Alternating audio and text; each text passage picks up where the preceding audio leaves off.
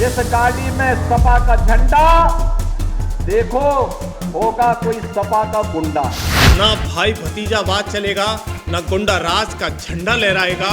जो बेटियों की इज्जत से खिलवाड़ करेगा वो अगले चौराहे पर यमराज से मिलेगा।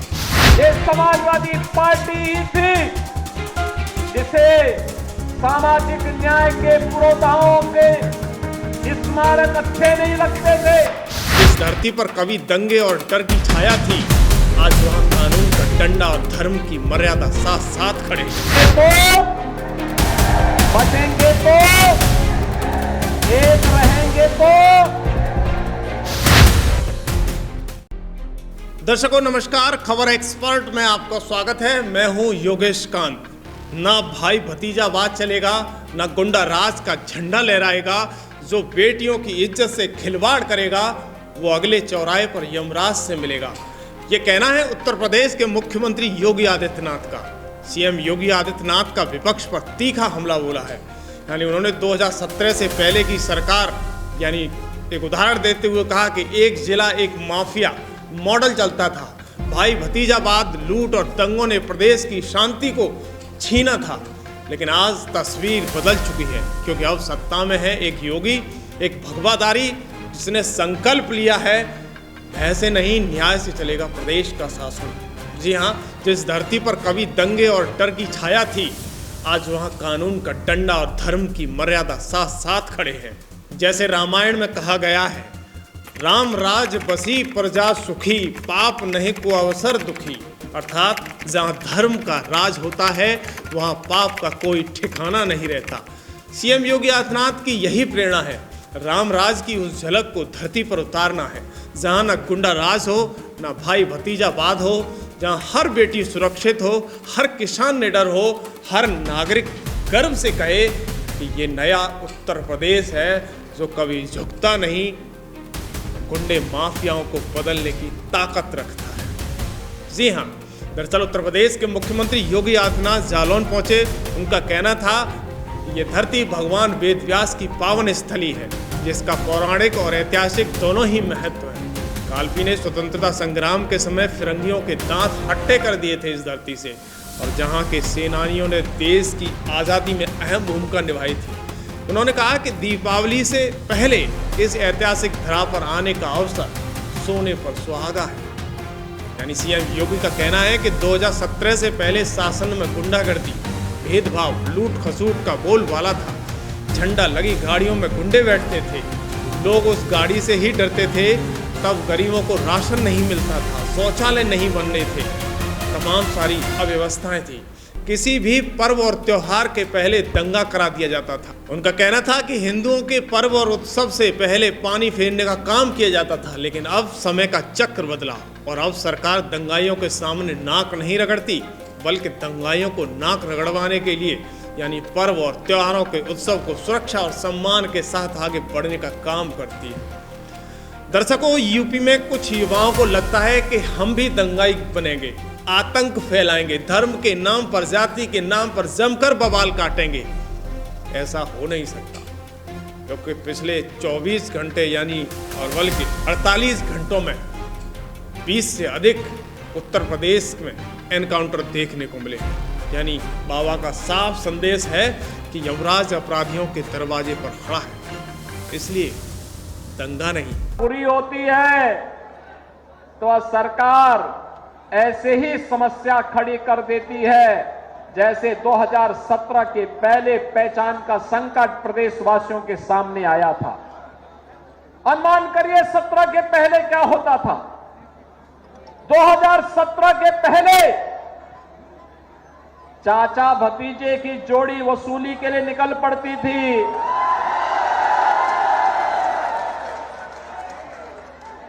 प्रदेश में पर्व और त्योहार चल रहे हैं। आपने देखा होगा कुछ लोगों को गलतफहमी हो जाती है और गलतफहमी के रूप में उनको ये लगा कि जैसे सपा की सरकार के समय उनके द्वारा उत्सव के पहले और किसी भी पर्व और त्योहार के पहले दंगा कर दिया जाता था। हिंदुओं के पर्व और उत्सव में पानी फेरने का काम होता था। यही कार्य डबल इंजन सरकार में करेंगे, लेकिन वे भूल गए सरकार बदल चुकी है। भाजपा की डबल इंजन की सरकार है। ये सरकार दंगाइयों के सामने नाक नहीं रगड़ती, बल्कि दंगाइयों को नाक रगड़वा करके पर्व और त्योहार के उत्साह को सुरक्षा और सम्मान के साथ आगे बढ़ाने का काम करती है। आपने देखा होगा कैसे 2017 के पहले, हर पर्व और त्योहार के पहले, पर्व और त्योहार के उत्सव को समाज दंगाई कैसे उस उत्सव भंग करने का काम करते थे। और इसीलिए तो मैं आज समाजवादी पार्टी के मुखिया के बयान को पढ़ रहा था। उन्हें भारत के सामाजिक न्याय के पुरोधा, उन्हें भारत के संतों की परंपरा में सांप्रदायिकता दिखती है और उनको इन दंगाइयों में शांति के दूत नजर आते हैं। बहनों और भाइयों, शांति के इन कथित दूतों का जो दंगा फसाद करते थे, बेटी और व्यापारी के सामने सुरक्षा का संकट खड़ा करते थे, इनकी जगह कहां होनी चाहिए, ये डबल इंजन की सरकार ने बता दिया है। दरअसल उरई में सीएम योगी ने कहा कि जिन लोगों ने प्रदेश को बीमारू बनाया था, आज डबल इंजन की सरकार ने उस बीमारू राज को समाप्त कर दिया है। अब सरकारी नौकरी नौजवानों को यानी एक अधिकार बन चुकी है और प्रदेश में सुरक्षा, रोजगार और विकास की नीतियों को मजबूती से लागू किया जा रहा है। डबल इंजन की भारतीय जनता पार्टी की सरकार ने उत्तर प्रदेश को बीमारू राज्य से उभार करके एक विकसित राज्य के रूप में स्थापित कर दिया है। अब उत्तर प्रदेश भारत की अर्थव्यवस्था का ग्रोथ इंजन बनकर के उभरा है। अब उत्तर प्रदेश में नौजवानों को रोजगार यही मिलता है। सरकारी नौकरी आती है तो सरकारी नौकरी पर नौजवान का अधिकार होता है। उत्तर प्रदेश के अन्नदाता किसानों को हर प्रकार की सुविधाएं उपलब्ध करवाई जा रही हैं, व्यापारियों को सुरक्षा उपलब्ध करवाई जा रही है और जीएसटी रिफॉर्म के माध्यम से आम नागरिक को महंगाई से राहत देने का काम भी प्रधानमंत्री मोदी जी के नेतृत्व में होता है। जो बेटियों की इज्जत से खिलवाड़ करेगा, अगले चौराहे पर यमराज इंतजार करेगा। यानी डबल इंजन की सरकार विकास के लिए संकल्पित है। सपा के लोग सत्ता में आते ही महापुरुषों के नाम पर बने स्मारकों को मिटाने की घोषणा करते थे। यानी 2012 में उनकी सरकार बनी तो हर जिले में एक एक माफिया पैदा कर दिया गया। ये उत्तर प्रदेश के सीएम योगी आदित्यनाथ का कहना है। ये समाजवादी पार्टी ही थी जिसे सामाजिक न्याय के पुरोधाओं के स्मारक अच्छे नहीं लगते थे, उनको तोड़ने की बात करती थी समाजवादी पार्टी। ये वही समाजवादी पार्टी है जिस समाजवादी पार्टी ने सत्ता में आते ही सामाजिक न्याय से जुड़े हुए, दलित उत्थान के साथ जुड़े हुए महापुरुषों के नाम पर बने हुए स्मारकों को समाप्त करने की घोषणा कर दी थी। ये वही समाजवादी पार्टी है बहनों और भाइयों जिसने 2012 में सत्ता में आते ही पूरे प्रदेश के अंदर एक जनपद, एक माफिया पैदा करके उस जनपद में अराजकता फैलाना प्रारंभ कर दिया था। समाजवादी पार्टी पर निशाना साधते हुए योगी का कहना है कि विपक्षी सरकारों ने रोजगार पर डकैती डाली और बेटियों की सुरक्षा में सेंध लगाई। सपा के शासनकाल में अपराधियों को संरक्षण मिला। उनके नेता लड़के हैं, गलती कर देते हैं जैसे बयान देकर अपराधियों को बढ़ावा देते हैं। हमारी सरकार अपराध और अपराधियों को जीरो टॉलरेंस की नीति अपनाती है। जो बेटियों की इज्जत से खिलवाड़ करेगा या किसी की जमीन पर कब्जा करेगा उसके लिए चौराहे पर यमराज इंतजार कर रहा है। जवानों के रोजगार पर डकैती डालती थी, बेटी की सुरक्षा पर सेंध लगाने का काम करती थी। और उस समय किस प्रकार के नारे इनके द्वारा लगाए जाते थे? उस समय इनके नेता कहते थे कि लड़के हैं, गलती कर देते हैं। ये समाजवादी पार्टी के लोग कहते थे, लेकिन बहनों और भाइयों, आज भारतीय जनता पार्टी की डबल इंजन की सरकार है। अपराध और अपराधियों के लिए जीरो टॉलरेंस की नीति के तहत कार्य कर रही है। अगर बेटी की सुरक्षा में सेंध लगाया तो मान करके चलिए कि अगले चौराहे पर यमराज उसका इंतजार कर रहा होगा।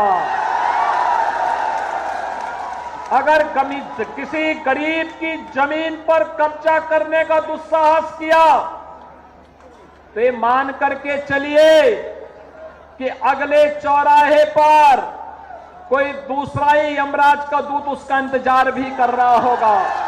योगी मंच से कहते हैं कि कुछ लोगों ने जाति विभाजन को हवा दी। सरकार ने 8.5 लाख नौजवानों को रोजगार के अवसर दिए। जिनके पास अब कोई वास्तविक मुद्दा नहीं बचा, वो जातिगत संघर्ष का मुद्दा उठाकर समाज को लड़ाने की भरपूर कोशिश करेंगे। आप उनका खेल सफल मत होने दीजिएगा। बटेंगे तो कटेंगे, एक रहेंगे तो नेक रहेंगे।